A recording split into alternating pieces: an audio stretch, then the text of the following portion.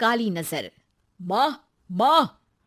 अरे क्या माँ माँ कर रहा है? बकरी का बच्चा है क्या? अरे माँ, मजाक छोड़ो। मुझे फाइनली वो मेन चौराहे वाली दुकान मिल गई है। अब देखना, आपका बेटा दुगनी स्पीड से पैसा कमाएगा। ओफो, ये क्या? मेरी ऑनलाइन मेकअप क्लास चल रही है। इतनी जोर से क्यों बोल रहे हो आप दोनों? अरे मेरी धर्म पत्नी जी, मेकअप क्लास बाद में करना। वो चौराहे वाली दुकान मिल गई है हमको। अरे वाह! रुको, मैं अपनी माँ को फोन लगाकर बता देती हूँ। अरे मैं भी अपने रिश्तेदारों को बता देती हूँ। कितनी खुशी की बात है। हाँ हाँ, मैं भी अपने दोस्तों को बता देता हूँ। 1 हफ्ते बाद रजिस्ट्री है। बस, घर में खुशी का मौका था। उन तीनों ने अपने अपने फोन उठाए और लोगों में बात फैलाना शुरू कर दिया। और रही सही कसर श्वेता बहू ने अपने पड़ोस में सबको बताकर कर दी। अरे वर्मा आंटी, अब हम भी जल्दी कार ले लेंगे। घर का रेनोवेशन होगा और ठाट से रहेंगे हम भी। अरे ऐसा क्या हुआ? लॉटरी बाटरी लग गई है क्या? अरे इस बार चौराहे वाली मॉल में हमको भी दुकान मिल गई है। दुकान नंबर 21, जो एकदम चौराहे पर है। अब ग्राहक बढ़ेंगे तो आमदनी भी बढ़ेगी ही ना। अरे वाह, कितनी खुशी की बात है। मैं बहुत खुश हूँ तुम्हें इतना खुश देख के। बाकी एक बात कहूँ, सबको मत बताते फिरना। किसी की नजर लग जाएगी तो खुशी की खबर वापस लौट जाएगी। हैं? ऐसे थोड़ी ना होता है। अब डरा रही हो। अरे सही कह रही हूँ। काली नजर कहते हैं इस चीज को, जब आप किसी को कुछ बताओ और वो काम बिगड़ जाए।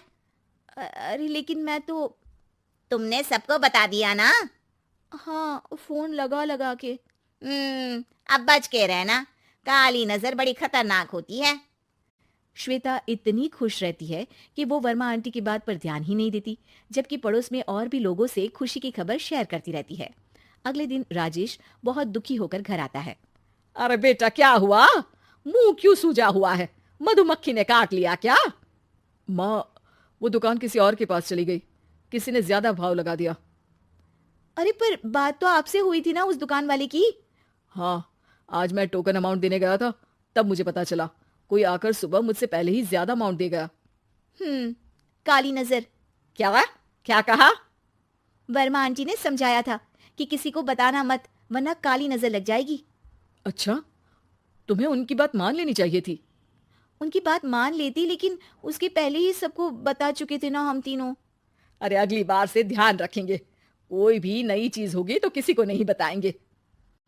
तीनों कुछ दिन ऐसे ही रहते हैं, पर एक दिन श्वेता को एक मेल आता है। राजेश, मेरा ऑनलाइन मेकअप कोर्स कंप्लीट हो गया। अब मैं खुद का पार्लर खोल सकती हूँ।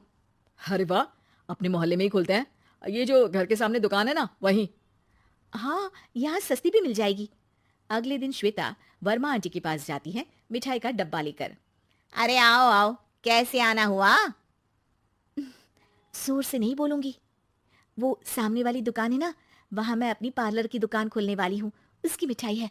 अरे वाह, बहुत बधाई हो तुमको। हाँ, मैं कमाने लगूंगी तो राजेश पर पूरे घर का बोझ नहीं रहेगा ना आंटी जी। ये तो है। पर ये बता कि तूने ये बात किसी और को तो नहीं बताई ना? अरे नहीं नहीं, पिछली बार गलती कर दी थी। काली नजर लगी किसी की और राजेश के हाथ से वो दुकान चली गई थी। सबको मत बताना। चलो मैं चलती हूँ, कल दुकान की बात करने भी तो जाना है। अगले दिन श्वेता दुकान के लिए मालिक से बात करने जाती है। अरे लेकिन दुकान तो हम कल रात को ही किसी को दे चुके हैं। कल ही? हाँ, कल ही। 2 दिन बाद कोई यहाँ पार्लर भी खोल लेगा। अब कहीं और दुकान देख लीजिए। अरे पर हमको भी तो पार्लर ही खोलना था। हाँ भाई, ये एक ही दुकान है, आधी आधी तो नहीं दे सकता ना मैं। राजेश और श्वेता घर पर हताश होकर आ जाते हैं। इस बार तो किसी को बताया भी नहीं था, अब किसकी काली नजर लग सकती है? सुनो, तुमने माँ को बताया था क्या? अरे कैसी बात कर रही हो? माँ की नजर थोड़ी ना लगेगी। पक्का तुमने किसी को नहीं बताया था ना? सिर्फ वर्मा आंटी को बताया था।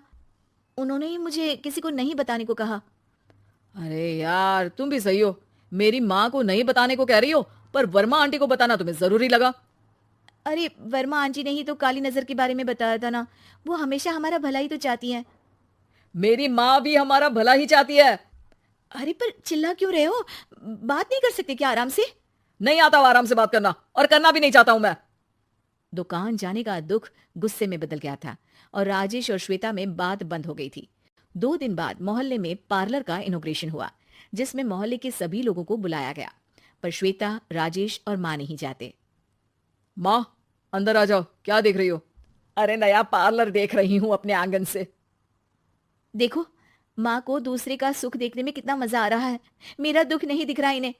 यहाँ मेरा पार्लर भी तो हो सकता था। अरे चुप रहो यार, हर बात में लड़ाई क्यों ढूंढ रही हो? राजेश और श्वेता फिर बहस करने लगते थे। तभी माँ ने दोनों को बाहर बुलाया। अरे जरा देखो तो, दुकान चलाने वाले का बोर्ड पर नाम क्या लिखा है? श्रुति वर्मा।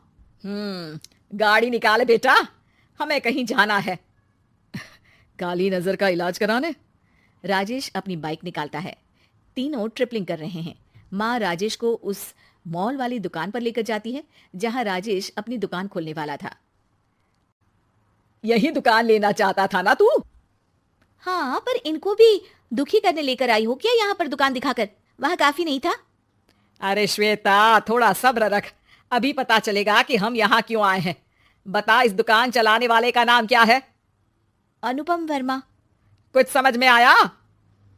वो दुकान वाली श्रुति वर्मा, ये दुकान वाला अनुपम वर्मा, और हमारे पड़ोस में हमने उस दुकानों के बारे में बताया किसको था?